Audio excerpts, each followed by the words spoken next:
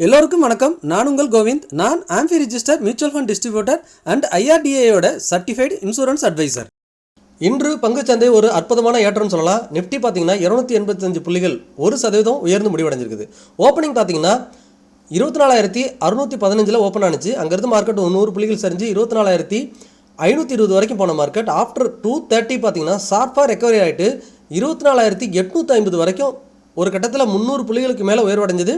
இறுதியாக மார்க்கெட்டில் 285 புள்ளிகள் உயர்ந்து 1% ப்ளஸில் வர்த்தகம் நடந்திருக்குது. இன்றைக்கி என்எஸ்சியில் வர்த்தகம் நடந்த 3336 பங்குகளில் அட்வான்ஸ் 2210 பங்குகள், டிக்ளைன் 1039 பங்குகள், அன்சேஞ்ச் 87, 52 வீக் ஹை தொட்ட பங்குகள் 27, 52 வீக் லோ தொட்ட பங்குகள் 298, அப்பர் சர்க்கியூட் 109, லோயர் சர்க்கியூட் 58.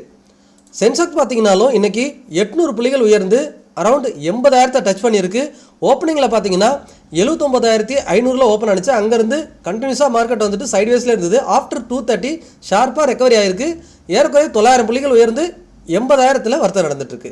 சென்செக்ஸில் பார்த்தீங்கன்னா இன்றைக்கி அதிகபட்சம் 11 பங்குகள் மைனஸில் முடிஞ்சிருக்கு. ரிமைனிங் இருக்கிற எல்லா பங்குகளும் ப்ளஸில் தான் வர்த்தகம் நடந்திருக்கு. அதிகபட்சமாக அதானி போர்ட்ஸ், எல்என்டி, என்டிபிசி இவங்கெல்லாம் அரௌண்ட் 4%லேருந்து 3% வரைக்கும் உயர்ந்திருக்கிறாங்க. ரிலையன்ஸ் கூட 3% உயர்ந்திருக்குது. Tech Mahindra, HCL Tech, Hindustan Lever, ICICI Bank, SBIN, Infy இது எல்லாமே மைனஸில் வர்த்தகம் நடந்திருக்குது. நிஃப்டியோட டாப் கெய்னர்னு பார்த்தீங்கன்னா Adani Ports, Hindalco, LNT, BEL, NTPC. Top லூசர்ஸில் பார்த்தீங்கன்னா Tech Mahindra, ICICI Bank, HCL Tech, State Bank of India, TCS. FII data பார்க்கலாம். நம்ம இந்த மந்த் ஃபுல்லாக எஃப்ஐ டேட்டா கண்டினியூவாக வாட்ச் பண்ணலாம்னு சொல்லியிருக்கோம். ஏன்னா லாஸ்ட் பிப்ரவரியில் எஃப்ஐ வந்து செல் பண்ணுறதை கொஞ்சம் கம்மி பண்ணியிருக்காங்க. இன்னைக்கு டேட்டா நைட்டு தான் செக் பண்ண முடியும். ஸோ ப்ரீவியஸ் டேட்டா பார்ப்போம். மார்ச் 2ஆம் தேதி 3295 கோடி தான் செல் பண்ணியிருக்காங்க. கொஞ்சம் கம்மியாக தான் செல் பண்ணியிருக்காங்க. 4ஆம் தேதி 8752 கோடி செல் பண்ணியிருக்காங்க. பட் இன்னைக்கு மார்க்கெட் வந்து ஷார்ப்பாக ரெக்கவரி ஆயிருக்கு. இன்னைக்கு டேட்டா நம்ம நாளைக்கு செக் பண்ணலாம். இது வரைக்கும் செல்லிங்கில் தான் இருக்கிறாங்க. தென் செக்டார் வைஸ் பார்த்தீங்கன்னா நேற்று நம்ம பார்த்துருந்தோம், எல்லா செக்டாருமே மைனஸில் முடிவடைஞ்சிருந்தது. ஐடி மட்டும்தான் நியூட்ரலாக முடிஞ்சிருந்தது. ஆனால் இன்றைக்கி அப்படியே டைரெக்டாக ஆப்போசிட்டு, எல்லா செக்டாரும் ப்ளஸ்ஸு, ஐடி செக்டார் மட்டும்தான் 0.5% வரைக்கும் மைனஸில் முடிவடைஞ்சிருக்கு.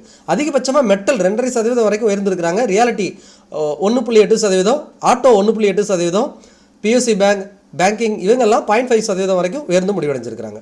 ஃபைனலாக நிஃப்டி பார்த்தலாம். நிஃப்டி எக்ஸாக்டாக நம்ம என்ன எதிர்பார்த்தோமோ அந்த இடத்துல ஷார்ப்பாக ரெக்கவரி எடுத்துகிட்டு 500 புள்ளிகள் 2 நாளில் ரெக்கவரி ஆயிருக்கு. 2 நாட்களில் 500 புள்ளிகள் ரெக்கவரி நடந்திருக்கு. 24,300லேருந்து மார்க்கெட் 24,800க்கு ஷார்ப்பாக மூவ் ஆயிருக்கு. தென் இதுக்கப்புறம் மார்க்கெட் இங்கேருந்து திரும்பவும் 26,300 வரைக்கும் போகிறதுக்கான அதிக பாசிபிலிட்டி இருக்குது. மார்க்கெட் கரெக்டாக ரேஞ்ச் பவுண்டில் நடக்குதுங்கிறது எக்ஸாக்டாக நம்மளால் பார்க்க முடியுது. நம்ம பேசியிருந்தோம் மே மந்த்லேருந்து இந்த 24,300 ஷார்ப்பாக ரெக்கவரி எடுத்துகிட்டு இருக்கு மார்க்கெட்னு ஒவ்வொரு முறையும் நம்ம பேசியிருந்தோம்.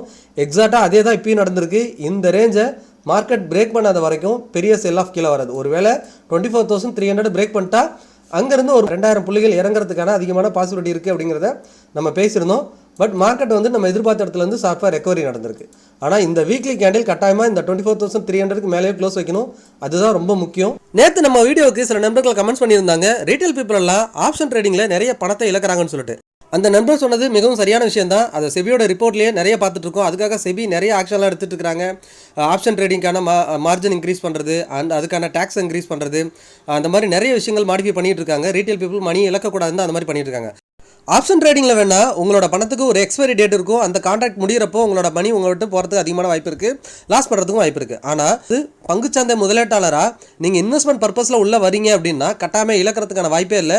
ஒருவேளை தப்பான இடத்துல நீங்கள் முதலீடு பண்ணியிருந்தாலும் திரும்பவும் அந்த பங்கு நல்ல பங்காக இருந்தால் கட்டாயமாக அந்த இடத்துக்கு சில வாரங்கள்லையோ சில மாதங்கள்லையோ இல்லை சில வருஷங்கள்லையோ கட்டாயமாக வந்துடும். நீங்கள் வெயிட் பண்ணுற டைம் அதிகமாக இருக்கும். ஒருவேளை கரெக்டான இடத்துல நீங்கள் இன்வெஸ்ட் பண்ணிட்டீங்க, அதாவது டிப்பில் இன்வெஸ்ட் பண்ணியிருந்தீங்கன்னா சீக்கிரமாகவே ரிட்டர்ன் வரும். இந்த டைமிங் தான் மாறுமே ஒழிய உங்களோட லாஸ் வந்துட்டு கம்பல்சரி நீங்கள் புக் பண்ணாத வரைக்கும் லாஸ் கிடையாது. ஒரு கட்டத்தில் ரெக்கவரி ஆகிடும். தோற்பதற்கான வாய்ப்பு ரொம்பவே குறைவு. நீங்கள் நீண்ட கால முதலீட்டாளராக இருந்தீங்கன்னா தோற்பதற்கான வாய்ப்பு, பங்குச்சந்தையில் பங்குகளில் முதலீடு பண்ணாலோ இல்லை மியூச்சுவல் ஃபண்டில் முதலீடு பண்ணாலோ தோற்பதற்கான வாய்ப்பு மிகவும் குறைவு. இதுவே ஆப்ஷனில் போனீங்கன்னா தோற்பதற்கான வாய்ப்பு அதிகம், ஜெயிப்பதற்கான வாய்ப்பு தான் குறைவாக இருக்கும். ஸோ அதனால் எப்பயுமே மியூச்சுவல் ஃபண்டில் ஆர் ஸ்டாக்ஸில் உங்களோட ஃபினான்ஷியல் அட்வைசரை கேட்டுட்டு மார்க்கெட் பாட்டமில் இருக்கும்போதோ இல்லை விலை மலிவாக இருக்கும்போதோ வாங்கி பழகுங்க. ஒருவேளை நம்மளோட பங்குச்சந்தை 24,300க்கு கீழே போகுதுன்னா அதெல்லாம் ஒரு நீண்ட நாள் முதலீட்டாளருக்கு ஒரு நல்ல ஆப்பர்ச்சுனிட்டி. அதெல்லாம் நீங்கள் ஒரு வாய்ப்பாக பார்த்து நல்ல பங்குகளில் முதலீடு பண்ணணும். அதுக்கு ஒவ்வொரு இறக்கத்திலையும் முதலீடு பண்ணுறதுக்கு தகுந்தவாறு உங்களோட பணத்தை பிரித்து வச்சுக்கணும். பல்காக ஒரே இடத்துல இன்வெஸ்ட் பண்ணக்கூடாது. எவ்ரி 5% ஆர் 10%க்கு கொஞ்சம் கொஞ்சமாக முதலீடு பண்ணி பழகுங்க. அதை விட எஸ்ஐபி பண்ணால் இன்னும் பெட்டர். கோவிட் மாதிரி ஒரு சுச்சுவேஷன் வந்து 20-25% பங்குச்சந்தை வீழ்ச்சி அடையுதுன்னா அப்போ நீங்கள் லம்சம் இன்வெஸ்ட்மெண்ட்டை பற்றி யோசிக்கலாம்.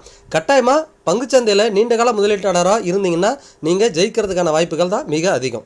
என்னோட முதலீடுகள் எந்த மாதிரி டைமில் இன்க்ரீஸ் பண்ணுறேன்னு தெரிஞ்சுக்கணும்னா என்னோட டெலிகிராம் சேனல் லிங்கை சர்ச் பண்ணி ஜாயின் பண்ணிக்கோங்க. நான் AMFI register mutual fund distributor, அதாவது association of mutual fund in இந்தியாவில் பதிவு பெற்ற மியூச்சுவல் ஃபண்ட் டிஸ்ட்ரிபியூட்டர் மற்றும் IRDAயோட சர்டிஃபைடு இன்சூரன்ஸ் அட்வைசர். மியூச்சுவல் ஃபண்டில் முதலீடு பண்ணி உங்களோட ஃபினான்ஷியல் கோலை ஈஸியாக அச்சீவ் பண்ணணும்னு நினைக்கிறீங்கன்னா கட்டாயமாக நீங்கள் செய்ய வேண்டியது டிஸ்பிளேல தெரியிற வாட்ஸ்அப் நம்பருக்கோ அல்லது மெயில் ஐடிக்கோ தொடர்பு கொள்ளுங்கள். நீங்கள் நம்ம வீடியோக்கு புதுசாக இருந்தீங்கன்னா கட்டாயமாக நம்ம சேனலை சப்ஸ்கிரைப் பண்ணுங்கள், லைக் பண்ணுங்கள், உங்களோட ஃப்ரெண்ட்ஸ் அண்ட் ஃபேமிலிக்கு ஷேர் பண்ணி மறக்காமல் அவங்களையும் பார்க்க சொல்லுங்கள். நீங்கள் கொடுக்குற சப்போர்ட் தான் என்ன இன்னுமே நிறைய விஷயங்களை உங்களுக்கு ஷேர் பண்ண தூண்டுதலாக இருக்கும். மீண்டும் ஒரு நல்ல வீடியோவில் சந்திப்போம். உங்கள் கோவிந்த்.